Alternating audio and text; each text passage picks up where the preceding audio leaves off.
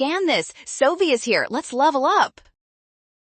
Tube 2 is the control clue, and this goes fast. Figure out the experiment's goal, compare tube setups, then match the control type correctly. The experiment is testing how DCMU affects photosynthesis, specifically electron transport, because DCPIP changes from blue to clear when it accepts electrons. So absorbance tracks whether that transport is happening. Tube 2 has chloroplasts and DCPIP, but no DCMU. So it shows the normal reaction under the standard setup, giving a baseline for what electron transport looks like without the inhibitor present. That means Tube 2 proves the system can reduce DCPIP normally, so any difference after adding DCMU is due to DCMU's effect on electron transport.